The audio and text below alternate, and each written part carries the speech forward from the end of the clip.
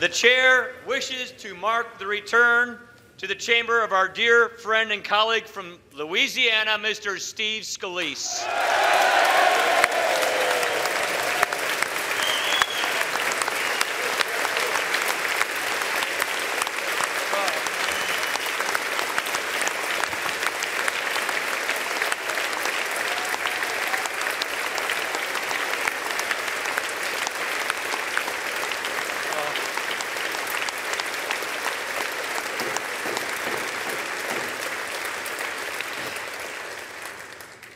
Our prayers have been answered.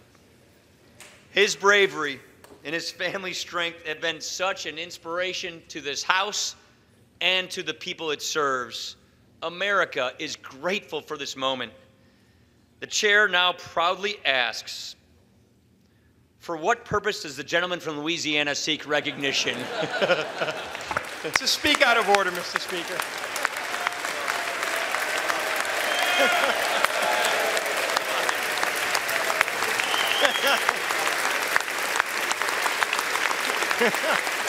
What other motions would you like me to do?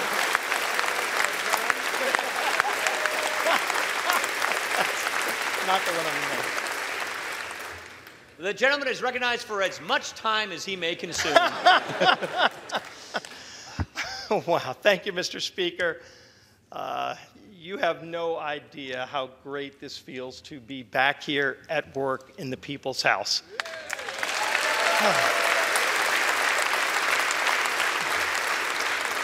As you can imagine, these last 3.5 months have been pretty challenging times for me and my family. But if you look at the outpouring of love, of warmth, of prayer, my gosh, Jennifer and I have been overwhelmed with all of that outpouring, and it's given us the strength to get through all of this and to get to this point today. And it starts with God.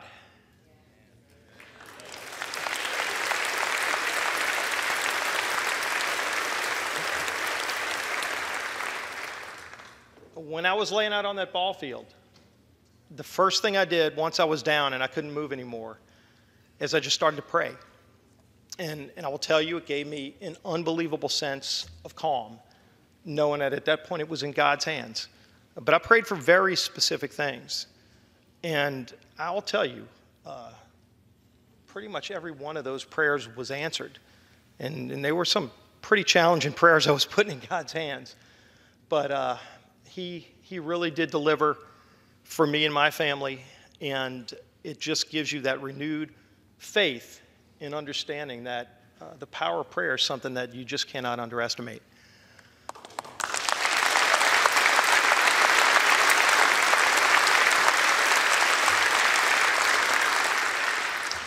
So I'm definitely a living example that miracles really do happen.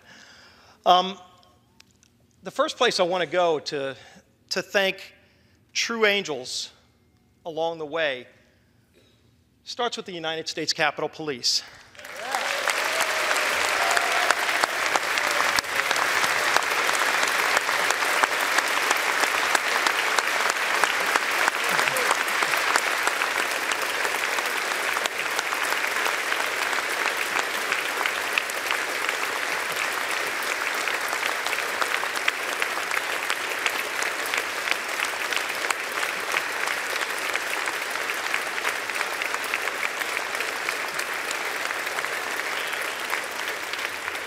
When I was elected majority whip, as you know, the elected leadership has a security detail. And if anybody ever wondered why we're assigned security detail, I surely found out that day. And let me tell you, I want to specifically mention Crystal Griner and David Bailey.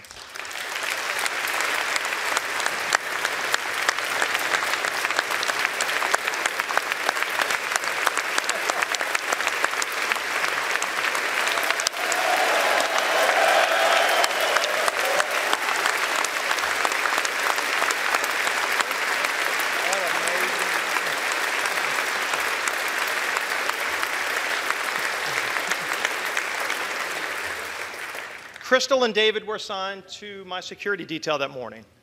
And day in and day out, they're part of our family. Jennifer and I truly do treat them as part of our family because they're with us everywhere we go. And on that day, it was no different. On June 14th, they came, 6:30 in the morning, we arrived at the baseball field just to play and practice for a game of charity baseball. And nobody would have suspected what ensued. And yet, as soon as those shots were fired, I'll tell you, when I was laying on the ground, one of the things I prayed for is that David and Crystal would be successful in carrying out their duties. And both David and Crystal are incredibly well trained, incredibly professional. But when I was laying there, not long after the first couple of shots were fired, I could hear a different caliber weapon. And that told me that they had immediately engaged the shooter. And let me tell you, if they didn't act so quickly, and even after being shot both themselves, continued to engage the shooter and ultimately got him down, which not only saved my life, but saved the life of a lot of other people that are here in this chamber today. Crystal couldn't be with us today, but David Bailey is with us. David, you are my hero. You saved my life. And everything. Thank you so much.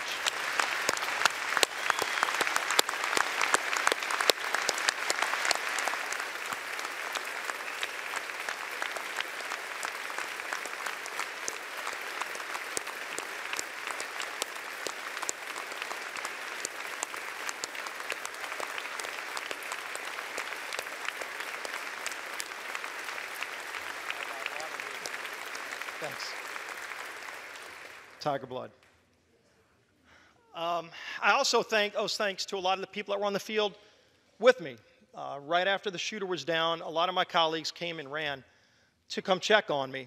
And one I want to mention in particular is one of those things that Jennifer and I call the little miracles that happened that day and throughout the next few months of our recovery.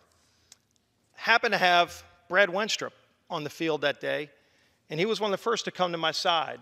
And as you know, Brad's not only a doctor, but he's a decorated Army Ranger who served in combat. And one of his roles and missions was to take care of people that were wounded before they went off on the helicopter to go get prepared.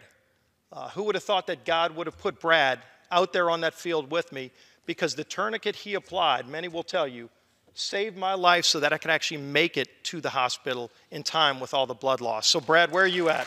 Right down front, right down front. You run it. Love you, brother.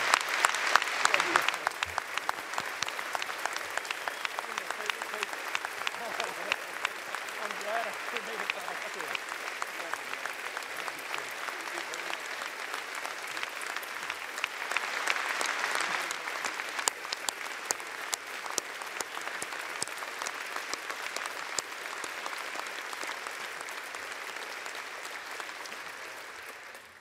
Once I arrived at MedStar Hospital, I was a little bit out of it at that point. But luckily, I ended up in the trusted hands of Dr. Jack Sava and his great team over at MedStar. They gave me a second chance at life. And through many, many surgeries, where my life was truly in the balance, a few of those, they did a wonderful job at making sure that I was well taken care of and ultimately made it through that point so I could get to Dr. Golden and his team, who actually put me back together again, which was quite a task, to the point where I'm actually able to relearn how to walk again. So Dr. Sava, Dr. Golden, thank you for being here, and thanks for your team's work.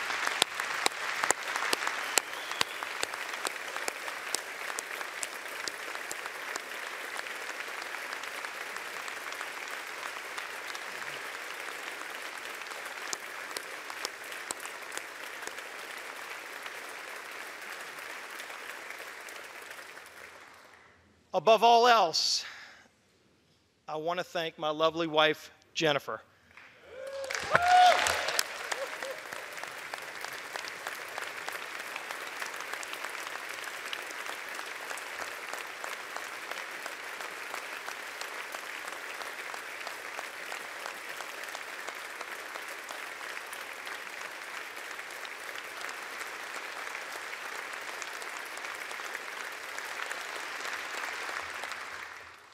Those of you who know her know how strong Jennifer is.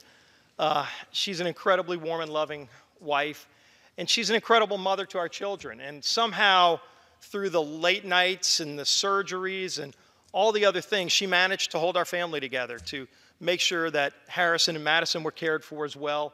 And still to this day, she's not only by my side, but she's also serving as a great mother. I am lucky to have you. Thanks for being here. Love you, sweetheart.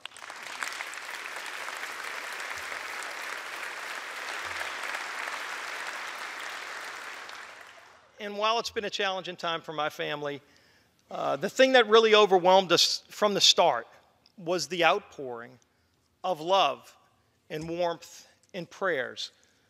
From Southeast Louisiana, the district that I represent, we saw blood drives at St. Catherine. We saw prayer groups at First United Methodist Church in Slidell. But what we also saw were prayer groups and well wishes being given from people that we'd never met before throughout all of your districts. And you shared it with me. And it was one of those things that was hard for us to completely comprehend, that you had people from all walks of life that had never met me before, and yet they saw what had happened, and they just wanted to offer prayers. And let me tell you, to each and every one of you, and please convey it to your constituents, and I sure convey it to my constituents back home, that warmth and love gave us just incredible strength that you can't imagine during some really, really difficult times. And so that is one more example of the power of prayer. Something else I saw firsthand wasn't a surprise to me, but it was the outpouring of love from you, my colleagues, both Republican and Democrat. I know right after the shooting, we were practicing on the Republican side, and the Democrats were practicing too. And my colleague and friend and sometimes arch rival in baseball from back home in New Orleans, unfortunately the star of the game too many times, Cedric Richmond somehow figured out which hospital I was sent to, and got there, probably the first person there on the scene in his baseball uniform to check on me. So many others of you, again, both Republican and Democrat, reached out in ways that I can't express the gratitude and how much it means to me, Jennifer, and our whole family. It really does show the warm side of Congress that very few people get to see. And so I want to thank each and every one of you for that. You don't know how much it meant to me. And when I come back into this chamber here today, it just seeing the faces of all of you, it just means more to me than you can imagine. So thanks for all of that love and support. Oh.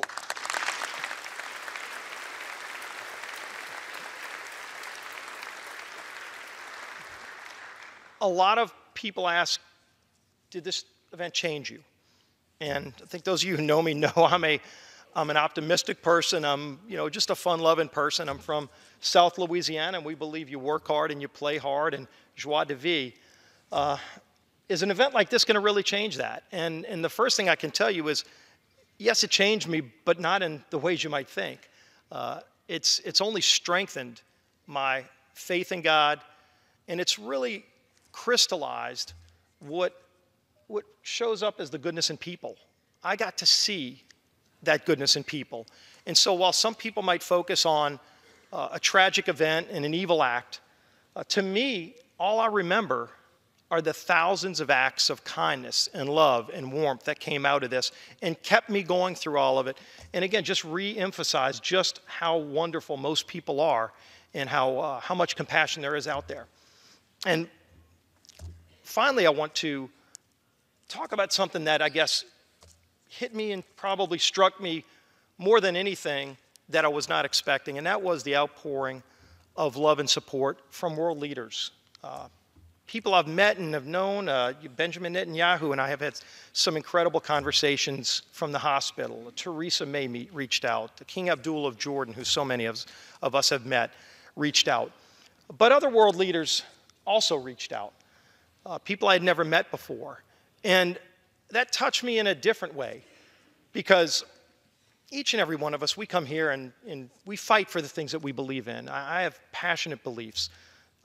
For some reason, some of you don't agree with all of those. But it's so important that we come up here. We are the people's house. This is the place where these ideas are supposed to be debated. And we fight through those issues, but ultimately we come together on whatever the board shows as 218. If you can put the majority together, that's what rules the day. It's so important that as we're having those political battles, we don't make them personal. Because one of the things I saw, and I guess this is the thing that really kept coming back to me as I tried to make sense of all this and comprehend the outpouring of love that I saw, it kept coming back to those world leaders. You know, why would leaders from around the world that I'd never met before reach out and say, Steve, we hope you can get back to work. We hope you can come through this. And what it says is, sure, they cared about my well-being, but more than that, they saw this as an attack on all of us. They saw this as an attack on the institution of the United States Congress and our government. And they really count on us to be successful. Look, we all know the United States is the leader of the free world. It's something that we've frankly had the honor as a country to hold as a distinction for generations.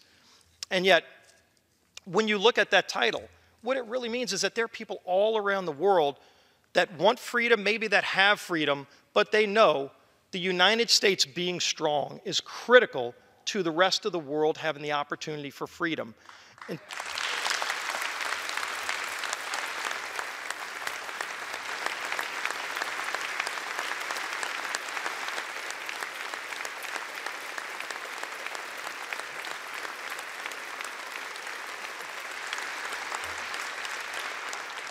but that's why I'm so excited to be back, because as we're fighting through the issues of the day, let's just keep in mind that we rise above the challenges of the day and understand that it's not just us and our constituents and the country, the United States, that's counting on us being successful. People all around the world that believe in freedom are counting on us as well, and we will deliver for them. That's why I am so honored to be back here in the House serving with you. God bless each and every one of you, and God bless the United States of America.